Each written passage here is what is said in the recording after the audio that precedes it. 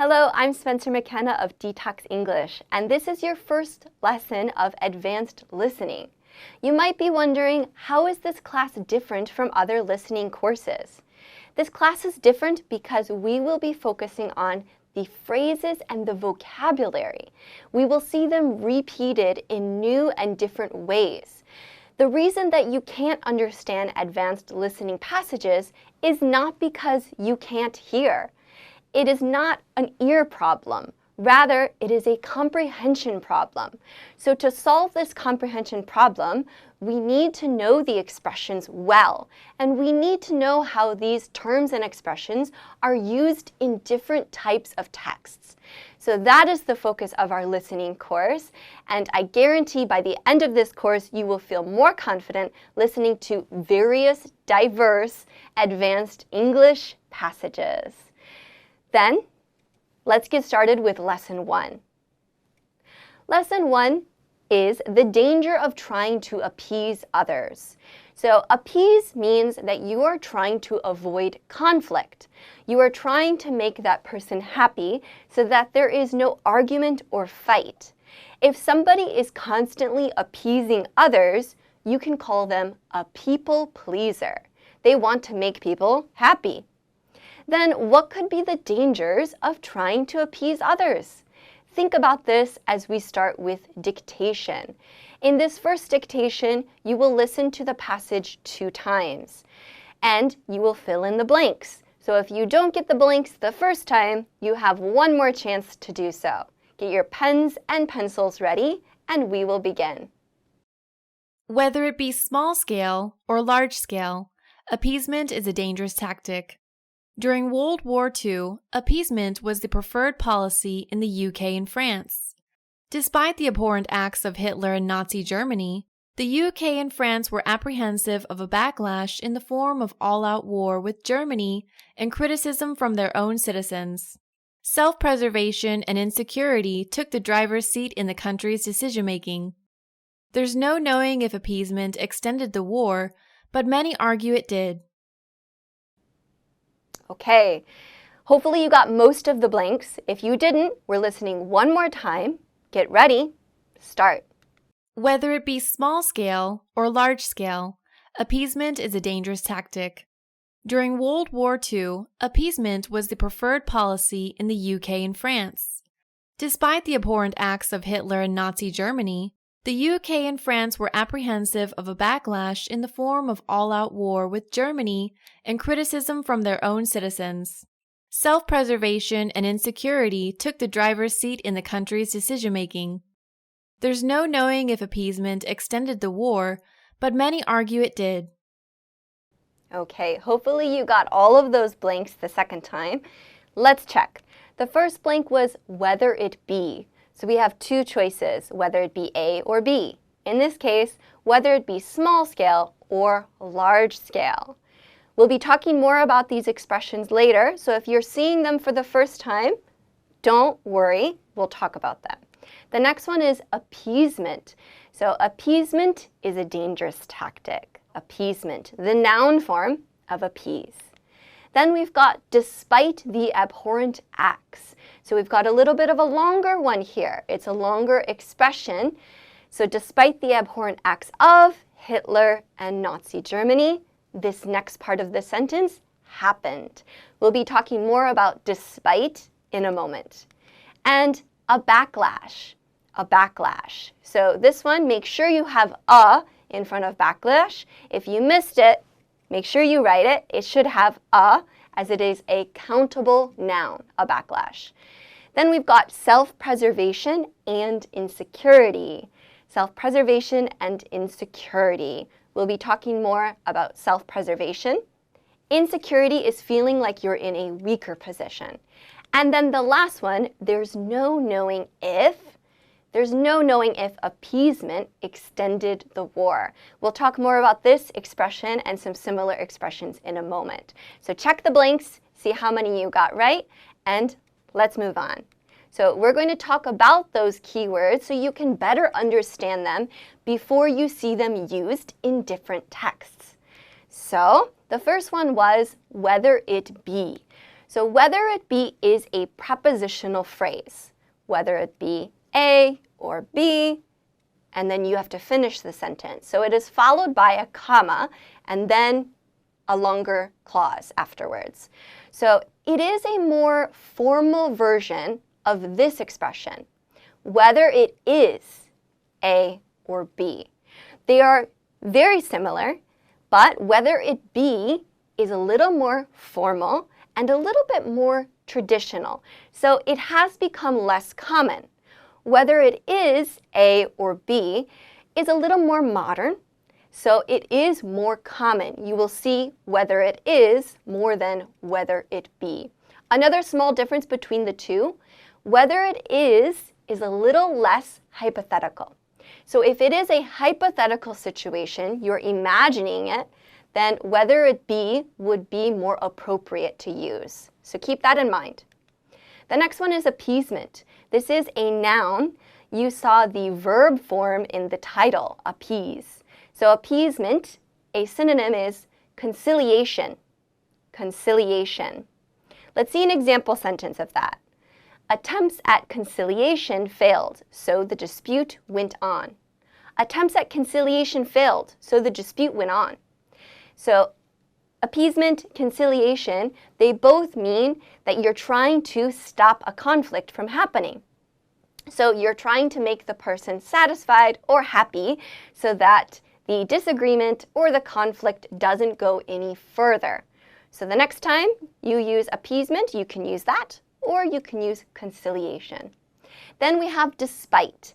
You are probably aware of this one. It's not too difficult, but it's good to know of the similar expressions you can use in place of it. So it is a preposition. Instead of despite, you could say regardless of.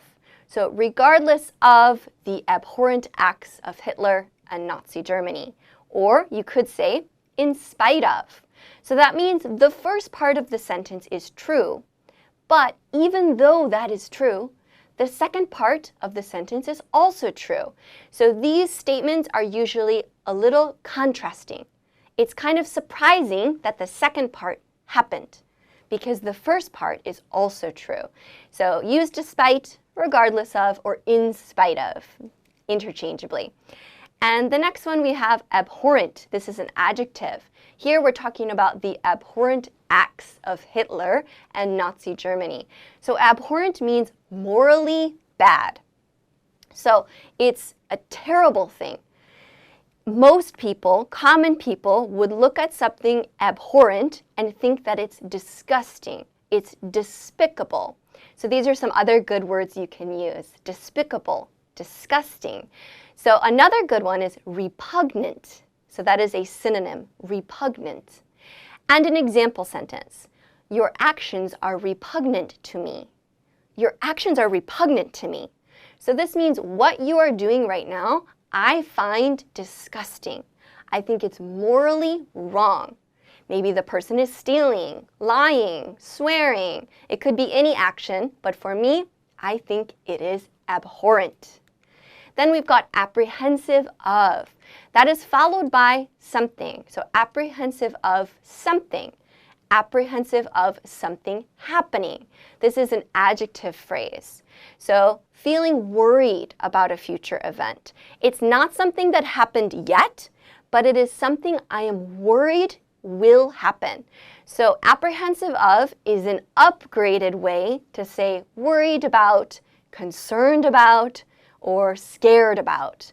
Something that might or might not happen. Next time, try to use apprehensive of instead of worried about. Then we've got a backlash. I mentioned that this is a countable noun, so you do need a, and it can be plural, backlashes. So a backlash is a strong feeling among a group of people that feel something is wrong. So it's in reaction to something. It can also be in reaction to a person. So there can be backlash against a person who did something wrong. So a backlash can be in many forms. It can be in a protest.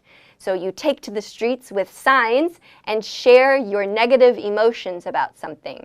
It can also be in the form of a boycott, which means you refuse to buy some product or go someplace because of your negative feelings. So these are types of backlashes, and often it's used a backlash against blank. So like I said, it can be a thing or it can be a person.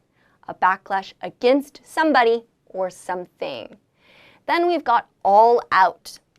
This one is not a very difficult one. It is an adjective, and it just means complete and with total effort. So an easier vocabulary word would be complete war or total war. You might not be as familiar with all out because it is slightly casual. So native speakers use this a lot, and it is good to know that it is the same as complete or total, all out. Then we've got self-preservation. I mentioned we would talk about this one before. So self-preservation is a noun. If we break down this word, you can see self, me, and preservation. This is the noun form of preserve. Preserve is to protect. So this means that you are protecting yourself from something, some situation, or somebody. So you're trying to protect yourself. This is self-preservation. Then we've got took the driver's seat. So this is a great idiom to know. It means that something or somebody took control of the situation. So they became priority number one. They became more important than anything else. They're in control. They're choosing how this situation is going to play out, how this situation will go. They're in the driver's seat. So the antonym is to take a back seat. That means you're in the back of the car, in the back of the situation. So you're less important. You might be priority number 2 or priority number 100, but you're not controlling the situation. So here, self-preservation and insecurity took control. That made them act in a certain way. So another example, my needs take a back seat to my child's. My needs take a back seat to my child's. So this means my need for food, rest, whatever, clothing, and so on is less important than my child's needs being fulfilled. So if I have money, I'm going to spend it on my child first. My child comes first. My child is my top priority. So I take a back seat. So this is a good expression to know. And then last one, there's no knowing. So this is a phrase, and a similar one is there's no telling. There's no telling. So both of them mean it's impossible to know. It's impossible to guess this situation. Here's a good example sentence. There's no telling what he'll do when he's angry. There's no telling what he'll do when he's angry. This means he is unpredictable. So when he's angry, he could do anything. His emotions get the best of him, and he might do something a little crazy or unpredictable. So there's no telling what he'll do.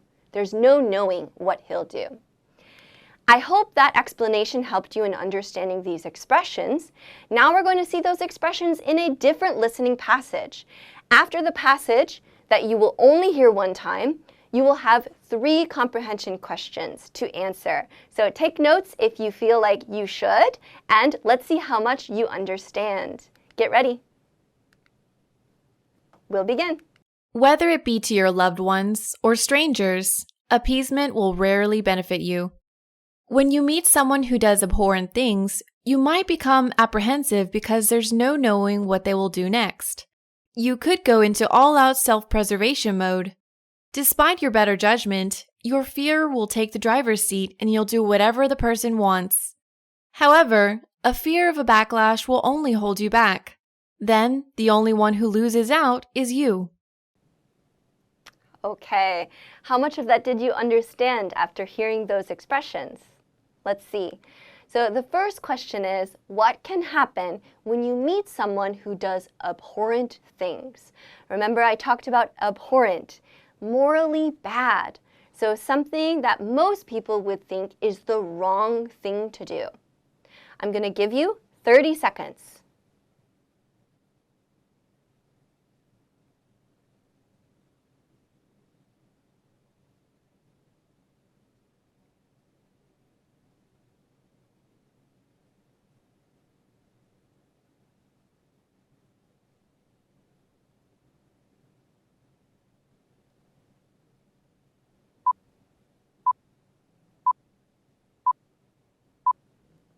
Okay, the second question. I hope you're getting the hang of answering these questions. The second one is, what will a fear of a backlash do?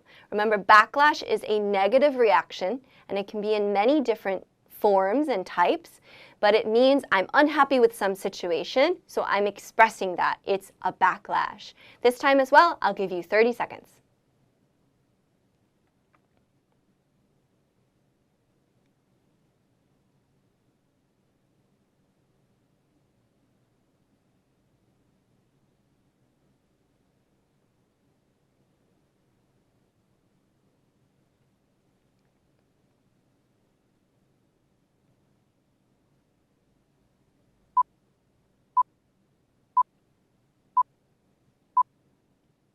Okay, time's up. The last question is slightly different. This is a personal experience opinion question. So there is not one correct answer. There are multiple options here, and I will show you some examples. So try your best to answer this question. Would you call yourself a people pleaser? Why or why not? I talked about this in the introduction, if you remember. A people pleaser is a person who avoids conflict. So they like to appease others to make the relationship go more smoothly. So do you think you're a people pleaser? Would you call yourself a people pleaser? Give me a reason. Why or why not? 30 seconds.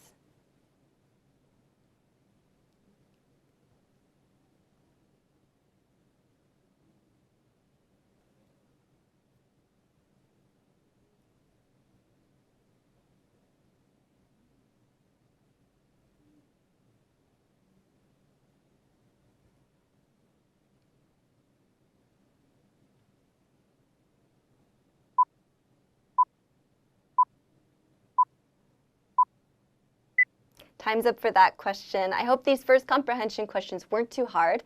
We're going to take a look and see how well you did.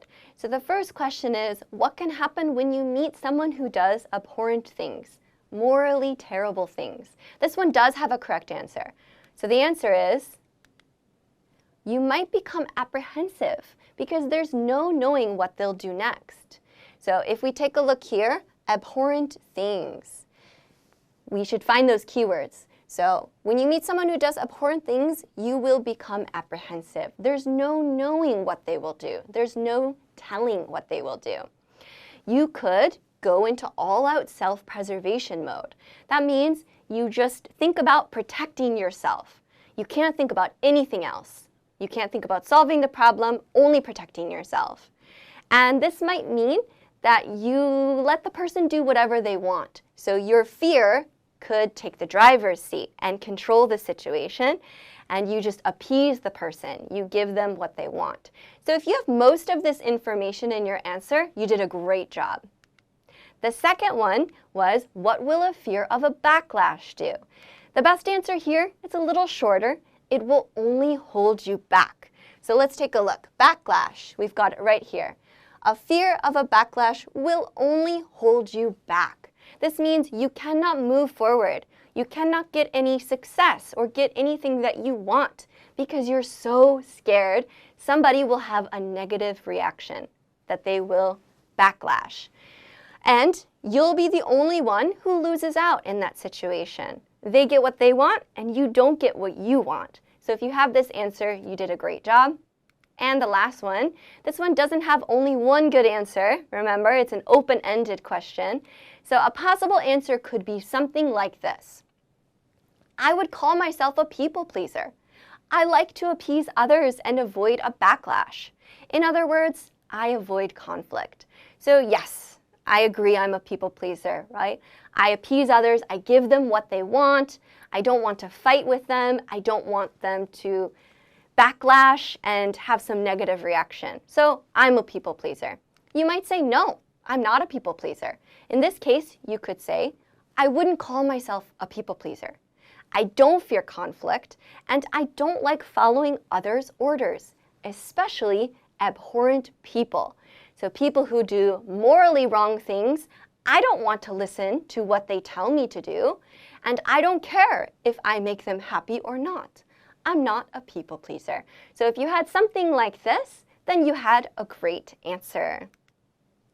That is the end of lesson 1. So Please keep these terms in mind and review them because we will review all of these expressions at the beginning of lesson 3. So keep them fresh, review them, don't forget them.